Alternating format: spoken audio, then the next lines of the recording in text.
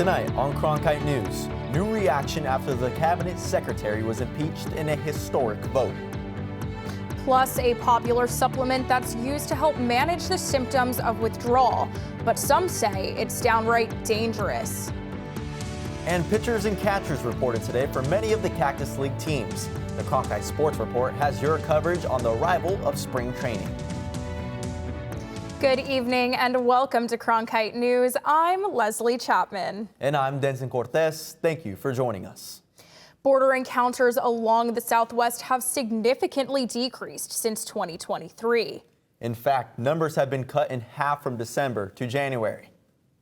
There were about 175,000 enforcement encounters in the month of January. And according to U.S. Customs and Border Protection, Southwest land border encounters usually drop around January and February and start to increase by March. Meanwhile, Homeland Security Secretary Alejandro Mayorkas has been impeached over the Biden administration's handling of security at the border. This comes after the Republican-controlled House impeached him by a single vote last night. Mayorkas is the first cabinet secretary to be impeached since 1876. It will now head to the Senate, where it may go to a trial. House Majority Leader Steve Scalise had a message for the senators. It really ought to take seriously the message that was sent is that we're serious about securing the border, and the secretary's failed to do his job. Now to a popular supplement called Kratom. Depending on who you ask, it's either an effective supplement that helps with pain and depression, or it's a dangerous opioid-like substance that causes addiction. I talked to experts on both sides to find out more about this potentially dangerous supplement.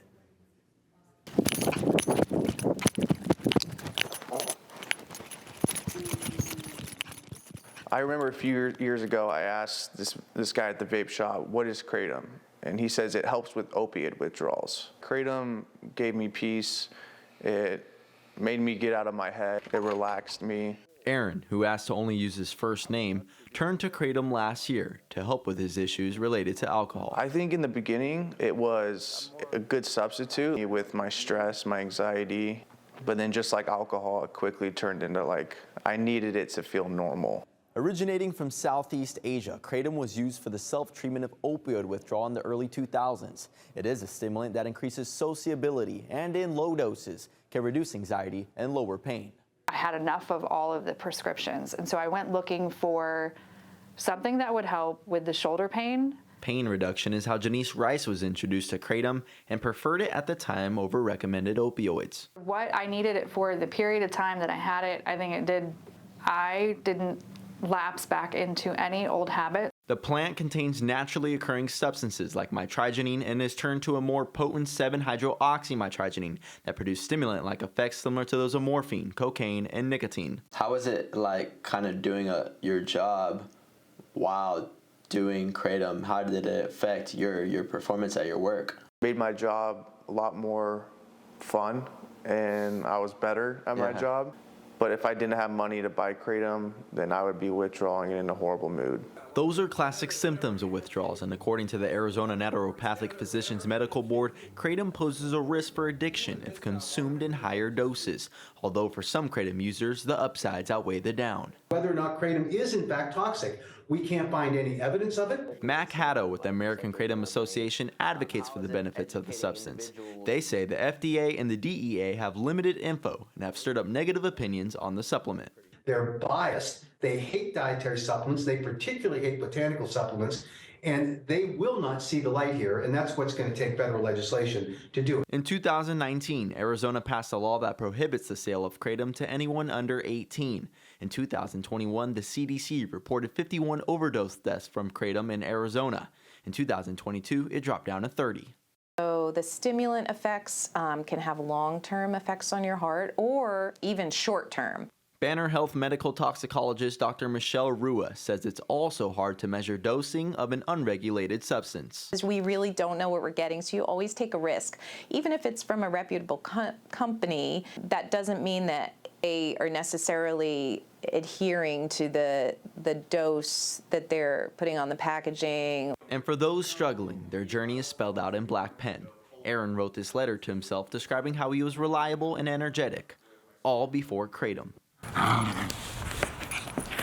He is now kratom-free and has been for 4 months. And though the obstacles have been hard, like skateboarding, he is mastering them, one at a time. And though kratom has faced some controversial scrutiny, the effects, both positive and negative, depend on the individual, as advocates for and against the substance try to push more education to avoid misuse and save lives. When many of us think of hearts on Valentine's Day, we think of a card or even a heart-shaped box of chocolates. But the Mayo Clinic wants us to think about our own human hearts today. Experts from the Mayo Clinic say little lifestyle changes can mean big things for a healthy heart. They recommend exercising for at least 30 minutes a day, 5 times a week, as well as drinking lots of water, at least 2 liters a day. Doctors also say you should avoid processed foods and get at least 7 hours of sleep each night. Love is in the air, but it is rather expensive. A consumer report from Wallet Hub showed how much money Americans are willing to spend today. Cronkite News reporter Gadiel Navarrete breaks down the findings. One of the 5 languages of love is gift giving. But how much are you paying for these gifts? Well, according to Wallet Hub's report, it shows that Americans will spend around $25.8 billion today, which each person spending around $185. Men will spend twice as much as women on Valentine's Day. Jewelry and evening activities will account for a bulk of the spending. And you might ask yourself, is there any debt involved? Well, the answer is yes. Around 27% of people will have credit card debt after today. And what's worse, nearly half of them will hide their debts from their partners. But what kind of gifts are people buying? Well, the report shows that candy will be the go-to for many along with greeting cards. And 39% of people say that they will plan to buy flowers. And that's a good thing for the floral industry, as 30% of the annual flower sales will be done today on Valentine's Day. And what's next? Well, 46% of Americans say that inflation has negatively affected them, and Valentine's Day is the 3rd most expensive holiday behind Mother's Day and Christmas. Nearly half of Americans do not plan to celebrate Valentine's Day. In the newsroom, Gadiel Navarrete, Cronkite News. Flowers are a popular and traditional Valentine's Day gift. Coming up next, a flower shop here in the Valley that has been blooming since 1927. Find out the key to running a successful business for generations while making connections within the community when we return. And we've had plenty of sunshine around the valley, but clouds are headed our way. Your forecast is up next.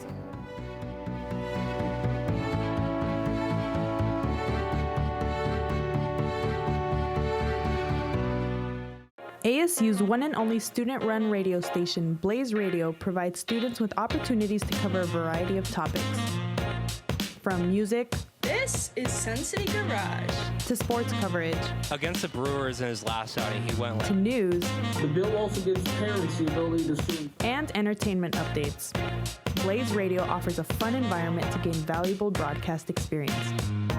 To find out more, visit blazeradioonline.com.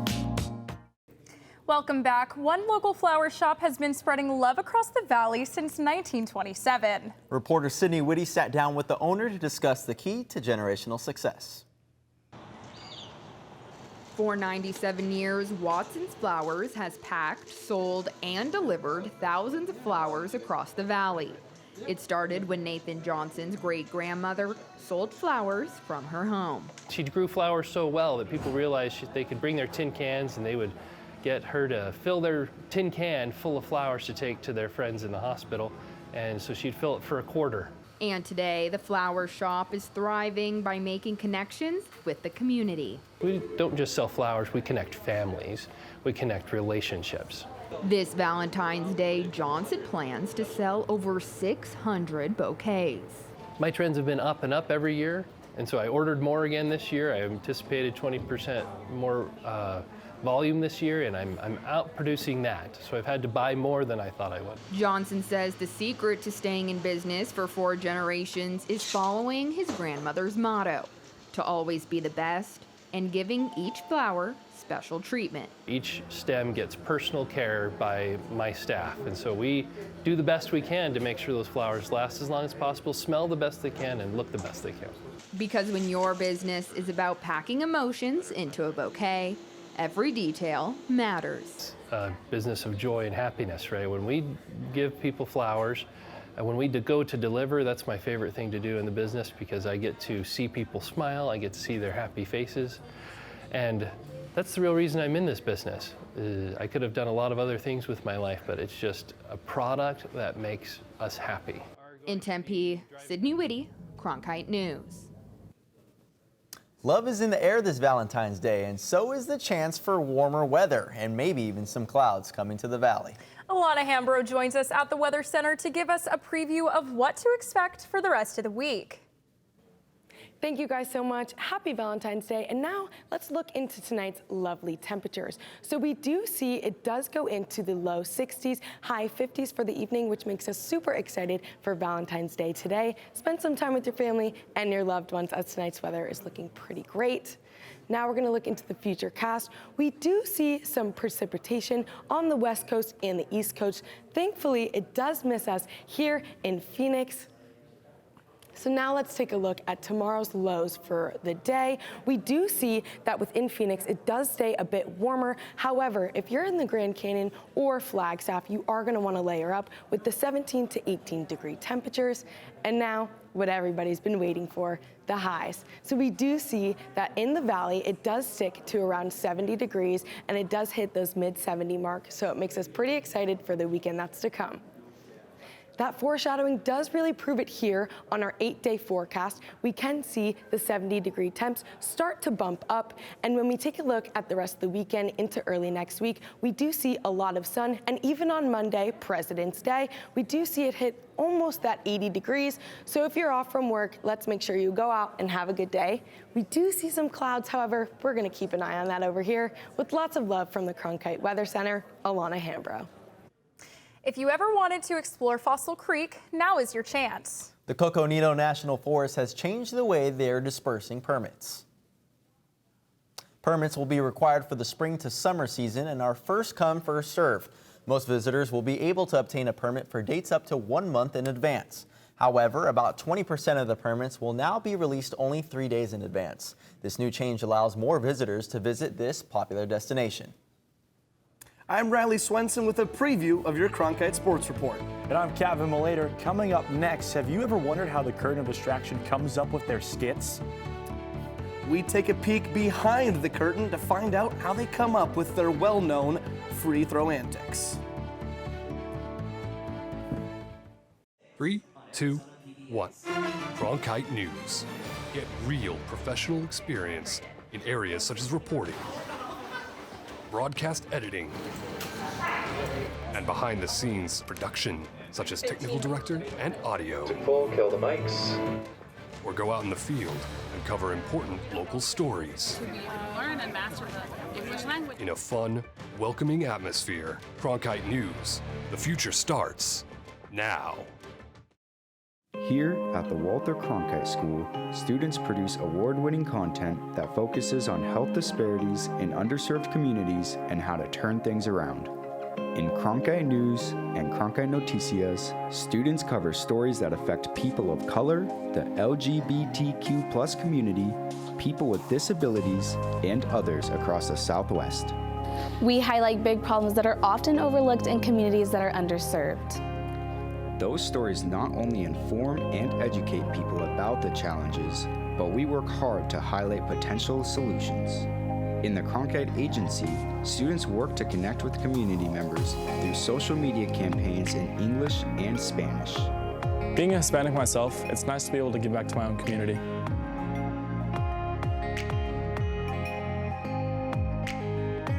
Find more of our health coverage at cronkitenews.azpbs.org.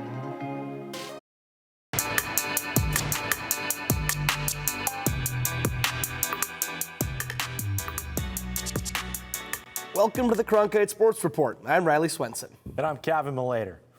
Spring training started this morning for the Arizona Diamondbacks as pitchers and catchers reported to the Salt River Fields in Scottsdale. The team is coming off a National League Championship season and a trip to the World Series. As players such as Zach Gallen and Merrill Kelly make their return to the field, they use last year's playoff run as a tool for motivation, but continue to push forward and turn the page following their defeat to the Texas Rangers in the Fall Classic. The team morale was high as fans turned out to show their support and catch a glimpse of what to expect from the Snakes this season. With that success from last year also comes higher expectations for the upcoming campaign. We're going to have a target on our back for sure. I'm sure a lot of people across the league thought what we did last year was a fluke. So I think for us to kind of have the mindset that we need to prove it again. It's not, nobody's going to hand it to us. We're the National League champs, and that means the world to us, but it doesn't mean we're going to stop what we're doing and assume that that's going to continue to happen. We've got some work to do, and it feels good knowing where we came from last year, but that was an incomplete score, and we got some work to do, and we all know that. The anticipation for the upcoming season is already mounting, and the hype around this team will grow even further when the rest of the squad reports on Monday, February 19th. Meanwhile, Arizona State guard Frankie Collins has been on an absolute stealing frenzy this season, racking up 72 already and is on pace for nearly 100 steals this season. It would make Collins only the fourth player in Pac-12 history to record 100 steals in a season, a record not out of reach for the ASU guard. Frankie Collins is currently third in the country in steals and is on pace to match the steals record in the Pac-12 history, currently held by players like Gary Payton and Jason Kidd. It's an honor Collins fully embraces at this point in the season, while also noticing the individual impact the record holds. If I could get 100, that's huge, because also I saw Jason Kidd was up there. He got 100, and Gary Payton, yeah. Those guys were ball hawks, man. They guarded the position well. And they ran their team, and they were winners, so that's just good company to be a part of. Collins' impact has not been overlooked this season as Arizona State heads into arguably their most important stretch of games in the coming weeks. And if you have ever been to any ASU basketball games, you will have heard of the curtain of distraction. But how are the crazy skits created? Cronkite sports reporter Lucas Metzner spent time with the 942 crew to understand what goes into the long-standing fan tradition. Carefully crafted in a meeting room high above the student section at Mountain America Stadium, the brainstorming sessions for the curtain of distraction are in full swing as executives of 942 crew search for storylines. A lot of skits have a lot of backstory that not even the actors don't really know. We try to give them the information for why they're doing it and what they're doing. But in here is kind of where we laugh about it, where we figure out the backstories, where we have crazy ideas that can't go out. And that's kind of the fun about it, just building those skits. The fun began during the summer of 2013 when Associate Athletic Director Bill Kennedy helped create the 942 crew with a group of diehard students who started off by popping out of a box to distract free throw shooters. And then the student waited until the first free throw and he popped out at that time. So we figured, cool, we could only use it one time. How can we do something that we could use multiple times? And so over the course of that summer, they came up with different ideas. It started as a wall that they would kind of pop up over and eventually became the curtain of distraction. The curtain has been a distraction for opposing teams while shooting free throws, and entertaining for all of those involved. It was kind of like exhilarating, nerve-wracking at first, but once you went out there and got like that first miss, you knew that you could do it, and just like the thrill of doing it and getting that miss always wanted me to just go out and do it again. The curtain of distraction has countless costumes and story ideas, but now they would love more ASU alumni and celebrities to be a part of the show. In Tempe, Lucas Metzner, Cronkite News. According to Bill Kennedy, the curtain of distraction has performed in front of nearly 3,000 free throws by opposing teams and has produced close to 1,300 skits. The GCU men's basketball team currently sits at 22-2 on the year, which matches UConn and Purdue for the best record in all of Division I. Having a record like this has now landed GCU in conversations to potentially receive one of 36 available at-large bids to the NCAA tournament. Strength of schedule is a big factor, and the Lopes have a few quality wins this year, including beating San Diego State, last year's national champion runners-up. Teams in the WAC rarely get a shot at the big dance unless they win the conference tournament, but GCU head coach Bryce Drew thinks his team has enough experience to at least be considered as an at-large bid.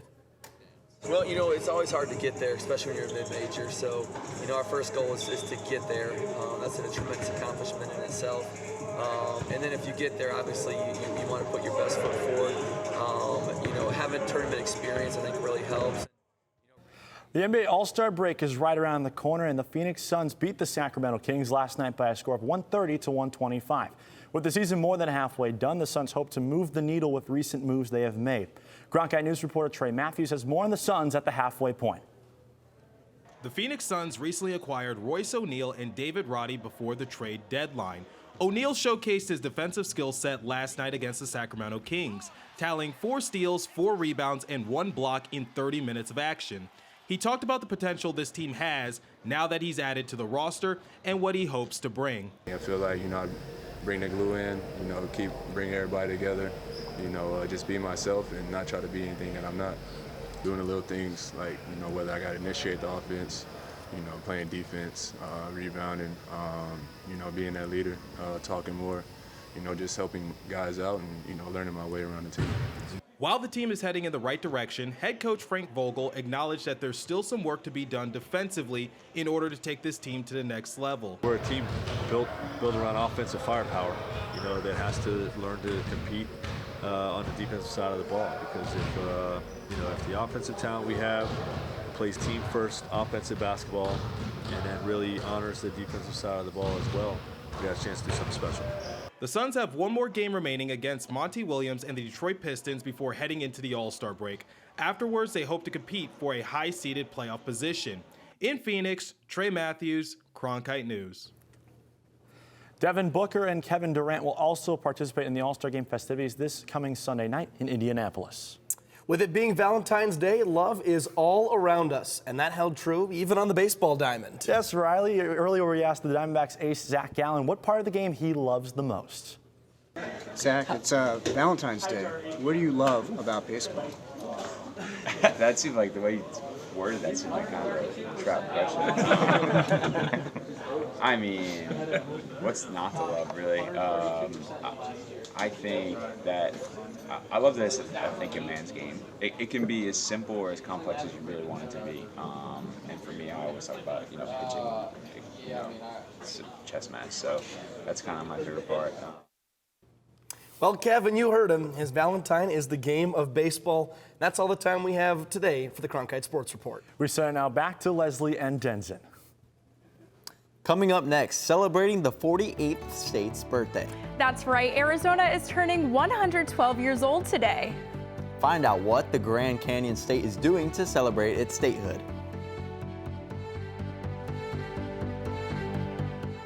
ASU's one and only student-run radio station, Blaze Radio, provides students with opportunities to cover a variety of topics. From music, this is Sun City Garage, to sports coverage. Against the Brewers in his last outing, he went to news. The bill also gives parents the ability to sue. And entertainment updates. Blaze Radio offers a fun environment to gain valuable broadcast experience. To find out more, visit blazeradioonline.com. Did you know newsrooms today are looking for bilingual journalists? Cronkite Noticias prepares you to cover diverse communities. In Cronkite Noticias, you will obtain an unforgettable experience. Nopales como este van a tumbar. Cronkite Noticias. And develop your skills with the latest technology.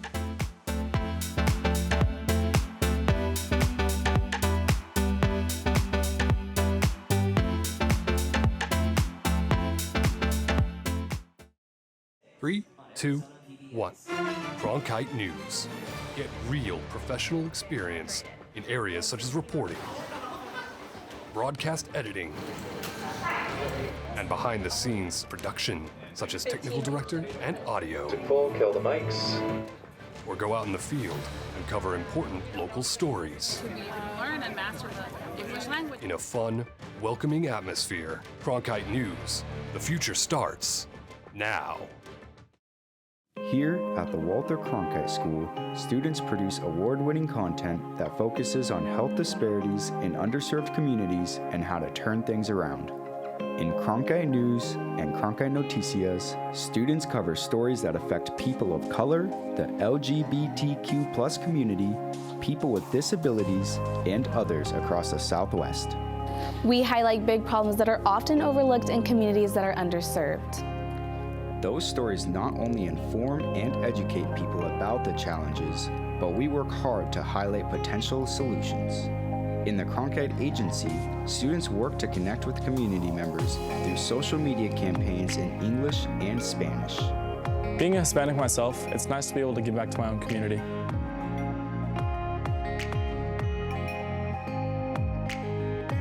Find more of our health coverage at cronkitenews.azpbs.org.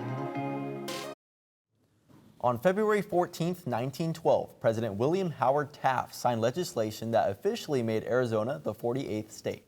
Prior to becoming a state, Arizona was a U.S. territory for nearly 50 years. There was a celebration at the state capitol, and it was also announced the state fair will embrace a birthday theme this year, as they are celebrating its 140th year. And fun fact, the saguaro cactus blossom became the official state flower in 1930. That's it for Cronkite News. Thank you for joining us. And to see top stories anytime, log on to cronkitenews.azpbs.org.